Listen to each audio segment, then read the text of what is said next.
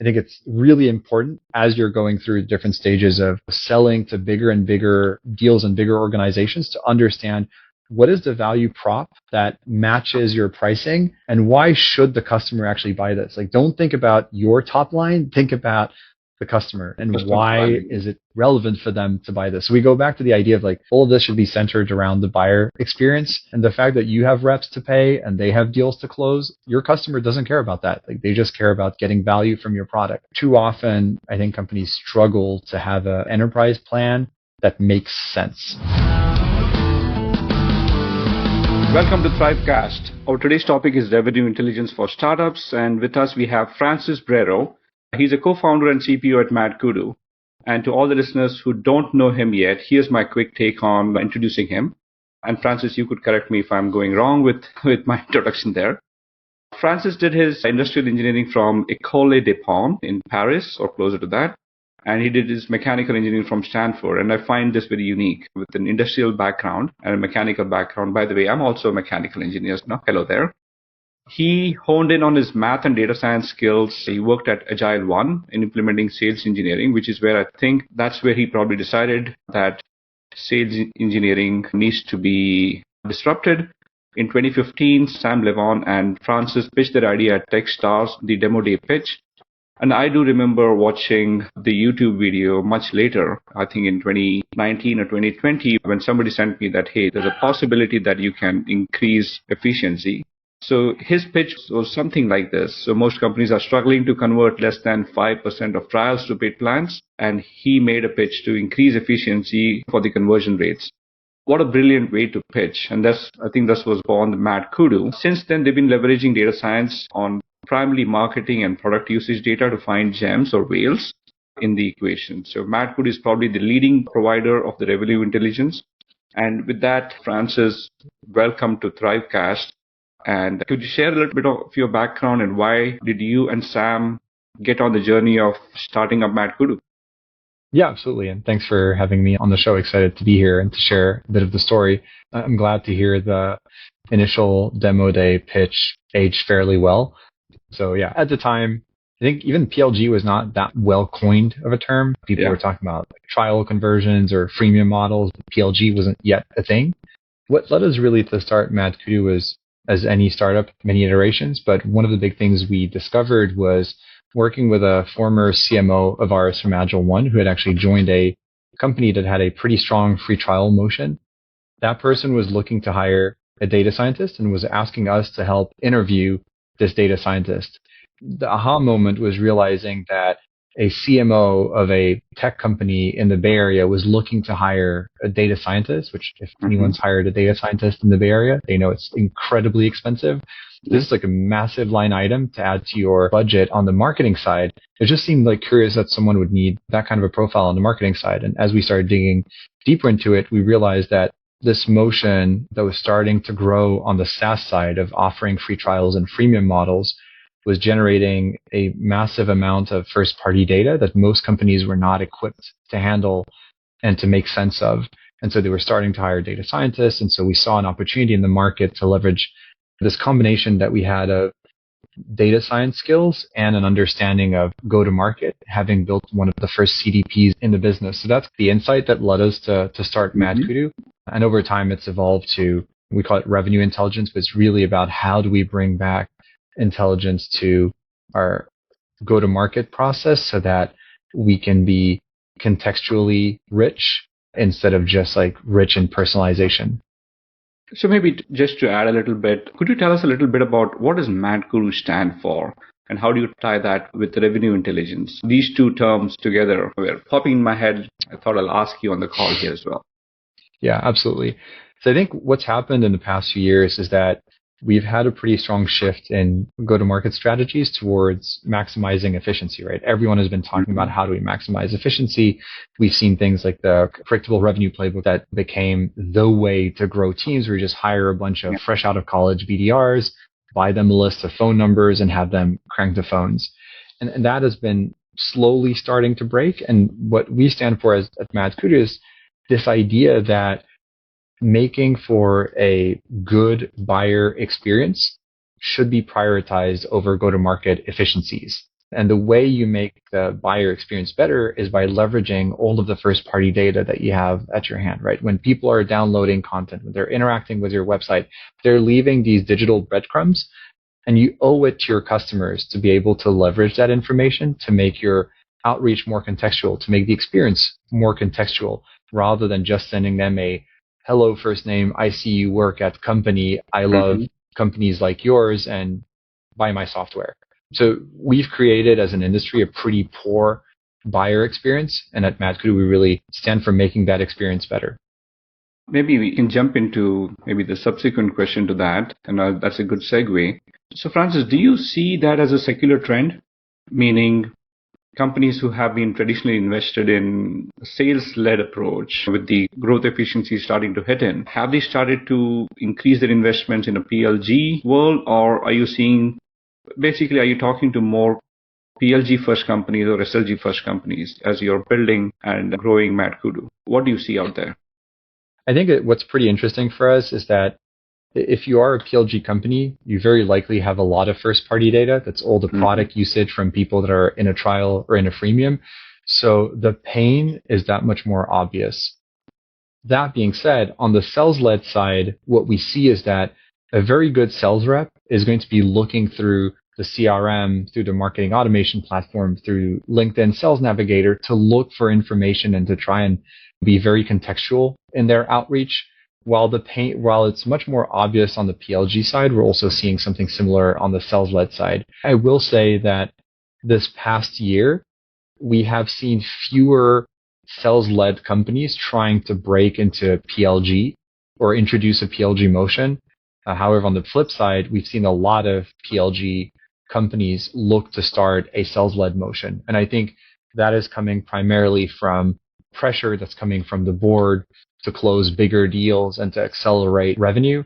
The PLG is a very capital intensive go-to-market motion where it's very similar to brand, where you have to build up a brand, build up a sizable foundation of users before you can start monetizing, which is terrific when money is cheap, like it was in the past 10 years.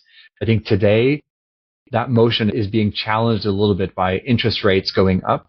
And it means that it's a less appealing go-to-market motion to start. So we're seeing less of that shift these days. Got it.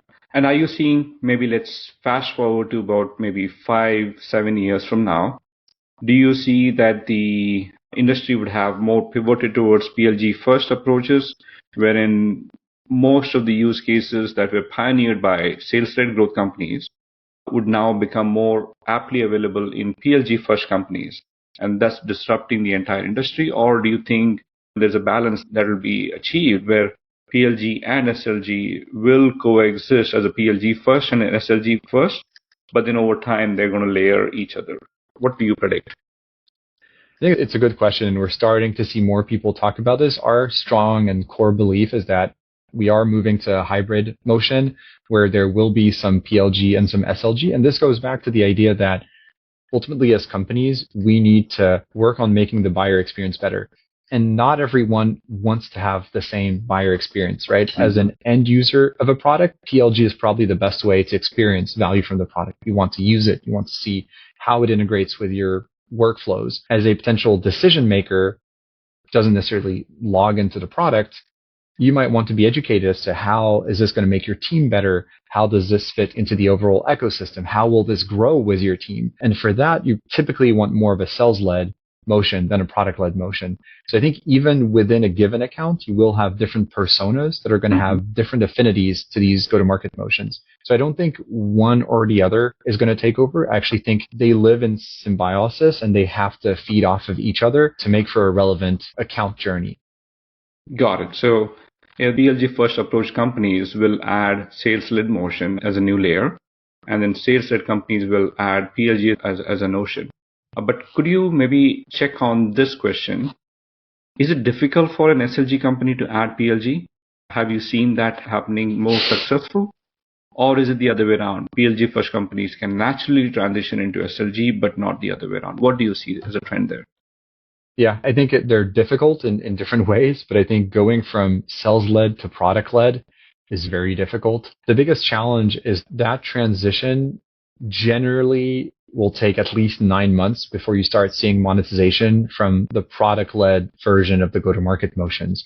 Actually spoke on our podcast with the CPO of Apollo, which is one of these companies that started as sales-led and then introduced a product-led motion. It took them 9 months before they started seeing revenue come in from the product-led motion. And this is a company that was still a fairly small startup at the time. We're talking 50, 60 people when they did that. Yeah. So if you think of a more established company, it is very complicated and you have to create a separate team to do this. When HubSpot did it with Sidekick, it was also a completely separate team that was cut off of HubSpot that was working on this. And so you need to have that discipline to know you're investing for 9 months on something before it generates revenue. On the flip side, if you are product-led and you're introducing sales-led, there's a bit of a mentality shift that needs to happen as to what makes for a good lead, right? A lead that is likely to swipe the credit card is not necessarily a great lead to send over to sales. So there's more of a mindset shift that needs to happen of having reps that don't just wait for demo requests, but are starting to, go after end users to understand how the organization works. And so talking to end users to then go outbound the decision maker is something that product-led companies tend to struggle with, because the reps that were very good at pure transactional sales on top of product-led struggle when it comes to closing bigger enterprise deals where you have to do outbound. You can leverage information from the product usage within the org, but you're still doing a pretty much outbound motion where you're going to the decision makers, the different functional buyers that you have within the org and trying to understand the lay of the land within the account. And that's a more traditional sales-led motion that a lot of the folks who have done primarily product-led sales enhanced go-to-market are not great at. So what you're saying is the product-led motions are more indexed towards inbound, and you're getting the leads and you're getting the conversion through product-led as an inbound. But if they have to add sales as a new layer, you'll have to again go back to the traditional mechanics of outbound and go back to maybe use product usage as a signal to have conversations with them. But sometimes they may not be even using the product. You still have to go do an outbound. Looks like I think maybe the one thing I'll add in there is, to me, if you think of, I'll put it up and down to think about the org chart. We have the economic buyer at the very top and the end user at the very bottom. I think the inbound motion is more in the middle, where you typically have an operator who's downloading your ebook or something like that. Yeah. In PLG, you're talking to one layer further. So now going from this layer further, the end user, all the way to the economic buyer, it's that much bigger of a leap than it is in an inbound motion. So even reps that are good in inbound and know how to go from an operator to the buyer, those folks, it's a bigger struggle to go from an IC end user all the way to the buyer. Got it. I think you put it very nicely. So maybe let's assume that we'll maybe build upon that. It's probably slightly easier to go PLG first and then add sales as a new layer, of course, with sales comp and figuring out who the whales are. We'll talk about that. But let's start with maybe an early stage startup. So here's a scenario. Let's say there are many early stage startups being created every year. I'm guessing it's about 30 to 40,000 every year just in the US itself, which are B2B SaaS companies. What would you advise them? How should they think about a PLG first approach if they decide to go that way? And let's maybe paint a picture of this way, that they may or may not have achieved a PMF yet. Would you advise them to go start the PLG journey, meaning at least the self-serve journey part of it? What should they build? What should they buy in-house, build in-house or buy from external vendors? And how should they put all this together before they start thinking about layering sales in any which way? Yeah. First off, I would tell them to make sure that going product-led yields some form of a competitive advantage, right? That's one of the biggest challenges, is that we look at Slack, we look at Miro, and these are amazing successes on the PLG side. But like a Miro, one of the reasons why it works in PLG is that PLG is a motion that works really well with the product. There's a lot of products out there that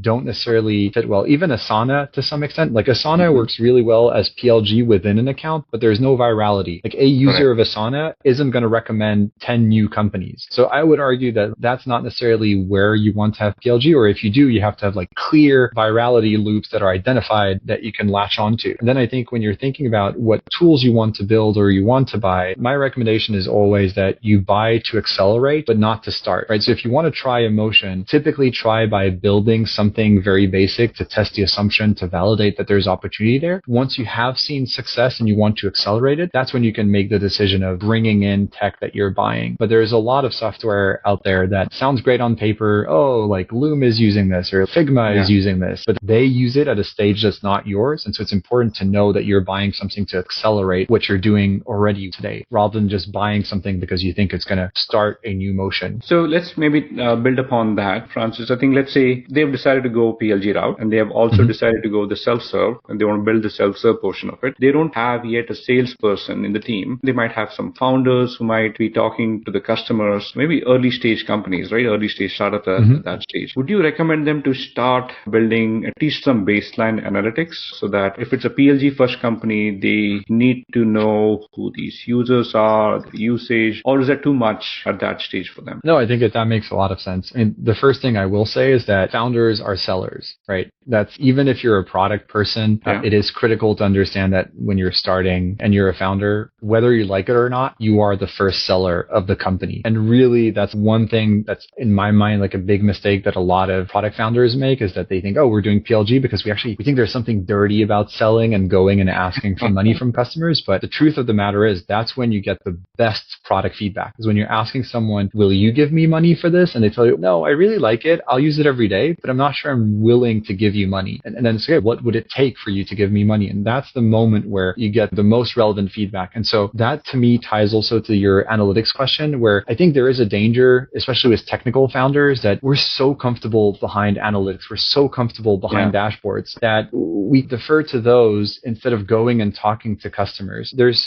much more to learn from talking to people than there is to learn from sitting behind dashboards and hoping we can live in a minority report world. Yes, I think investing in analytics early on is important. Not over investing is critical. Not to promote companies just for the sake of it, but we used Amplitude as a pretty lenient, like a pretty big free tier. So I think like understanding what are the kind of like companies that offer a free tier where you can at least like pipe all the data in and like it's some basic reporting of what people are doing. I think Amplitude is a really good tool for that. It doesn't have all the bells and whistles, but doesn't need it. But really critical is to know what are we trying to measure, why we're trying to measure it, like what is the question we're trying to answer, and not just measuring for the sake of measuring, and then using that measurement to feed customer interviews. Yeah, so I'm catching on two of the three trends that you talked about. First, figure out if you're an early stage company, figure out what's your growth loop might potentially look like. Do you need PLG or not? And if there are some good growth loops, good virality that you can add to your product, maybe start from there and then start measuring. But that does not mean that you should not be talking to customers. You should be actually more indexed towards talking to customers. Looks like that's the advice that, and that's a very sane advice. And I've seen your pitch at Demo Day. I'm talking to you after so many years now. The difference between the Demo Day and now is that you have probably talked to hundreds of SaaS builders and SaaS companies. You lost your French accent, at least on this call, I can't feel any French, whereas the Demo Day was a mix of that. And I think to the listeners, Francis could be your lookup guy on how to build a startup and be a good founder there. Francis, maybe let's build upon this particular story. Now that the early stage company has figured out that they want to go PLG, they have invested in self-serve, they've invested in some analytics, could be Amplitude or Mixpanel or whatever they might choose, they might like. Now they have achieved PMF, they're starting to get a lot more sales coming in on a repeated basis. What would you advise them at that particular stage? I call this stage as the mid-stage company, wherein there's some repeat sales coming in. Now they have to go start hiring more people. They have to figure out who do they hire? Should they hire a dedicated growth team or not? Different product capabilities that they might have to build. Outside of the app itself, the core capabilities, they might still need to go and do various things, but they want to get ready to have some big whale catching. So what is it that they need to think about building or instrumenting? What do you recommend to these companies who are at this stage? Yeah, that one is always tricky, right? Because when you're starting to grow beyond that initial success and starting to close bigger customers, that's when having sellers that, again, I would say the founders should close the first million in revenue. That to me is like a bare bones baseline. As a founder, you should close the first million in revenue of your company. But then beyond that, bringing in a sales team starts making sense. And then you want to understand what DNA you're going for. I think one of the risks there is going for too big too soon. I think a lot of folks are like, they'll see their first sign up from an IBM or a Microsoft or a Salesforce, and they're like, all of a sudden, oh my God, we can go close those companies. Hold your horses. It takes a lot to go and close those companies. First off, there's not one decision maker. There's a deal desk. There's like committee that makes decisions, and you need to manage that committee. You need to understand how everyone is deciding. There's compliance, which is going to become a pretty big challenge. And you need to be SOC 2 compliant. You probably need to have legal to be able to review all the red lines they're going to do on your contract. So having a salesperson that knows how to navigate that is a slightly different breed. I think that's where when you're hiring salespeople, it's really important that you look to hire a rep that has closed in the same band of revenue. Like a rep who's used to closing at a 12K ACV is very different from a rep that closes 50K or 100K plus. And not being too ambitious as to what you're going to close is really critical. Don't bring in a rep that closes 100K deals when you've never closed anything over 20, because that person is just not going to work. So really finding reps that have been in a similar startup-y stage, like they don't need tons of enablement and things like that. It's another mistake. You hire people from a great later stage company and you think they're going to crush it. Most of those reps are really good because they have training reels, right? Like they have sales enablement on one side and they have like marketing, like PMM giving them a bunch of like collateral, and then they're going to be great at closing deals with all of that. But if you remove that part, all of a sudden it becomes very different for them and it actually is not enjoyable. So really that's a very unique breed of reps that is critical to find, and I do think is one of the defining moments in that stage of a company. So I would say that's probably the most critical. Obviously, growth, especially on the PM side, because it's important to have this kind of full stack growth PM that understands building the product all the way to selling the product, like really full stack. But that generally, if you've made it to that stage, you have a PM that's been there from the start that has that sense of how we're building the product and how we market and sell the product. So that's why I think like sales is probably the critical role to bring at this stage, because you very likely have a growth, like a PM on the growth side. And I would say PMM is too early at this point. I would recommend against it. Your growth PM should be doing PMM. Data analytics, too early. Have your full stack PM do that. All of that will be a problem at the later stage. But for now, really what you need to do is just keep on improving the product and like getting someone to close deals. So I'm trying to reduce it in my head. I'm taking some notes here and we'll probably put that as part of the show notes as well. So this is what looks like you're saying. At a mid-stage company, you don't have to necessarily hire from a larger growth company. They might need a lot of other help. So that typically most of these companies have sales enablement teams. And if you don't have them, these guys may not be very successful. So hire someone who can be a figure it outer without all the training wheels that's given to them. Know your customers is probably very important. You don't have to necessarily run sugar high. If an IBM signs up to your product, and they may not necessarily buy it. So you don't have to necessarily go and try to close them. Sure enough, you can try, but you may not succeed unless you have the procurement, the legal desk, all the compliance aspects of it figured out. You mentioned probably go hire a growth PM, a full stack growth PM, who's hands-on in the data analytics part of it, as well as figuring out what metrics to capture and what makes sense for the business. But don't yet hire PMM, don't hire data analyst. That might be a little too early, and still continue to invest on your PLG first product, right? Making it easier, making it simpler, and adding more value to the customer. It looks like that's the summary. Is that right?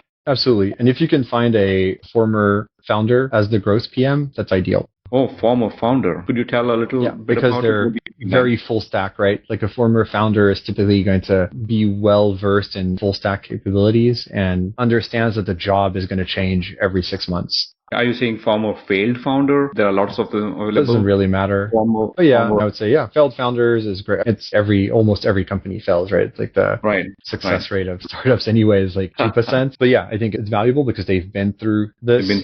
They've seen a lot of things not work, and they understand, again, like the most important thing is to understand a job is going to change. I think, again, like you hire a PM that's like coming out of a great university, I don't know, like a Stanford or whatnot, like a lot of them are not going to be comfortable with the idea that you're a little bit of the janitor of the company. Yeah, you're going to go clean up some data, and then you're going to go clean up the copy on the website, and then you're going to go be a sales engineer for one of the deals coming in. And that's your job, is to do all of this. That's the role of a PM. And I think too many people think of like the PM role, like this like Google thing where like strategizing on like how we're going to take over the world. That's like the wrong kind of PM. That's actually going to be disastrous for a company. Yeah, I think the PM, the product manager playbook is getting written as we speak. So there's a whole bunch of things that's happening, merging of PMM and PM, or feature PM and growth PM and PMM all coming together. So we'll have to wait and watch. But I think you're catching on to a particular thread there. In the interest of time, I know we have only a couple of minutes left. Could we switch on to some of the growth stage companies? And at this stage, let's say they have figured out who to hire. They might have probably a few folks in each of these,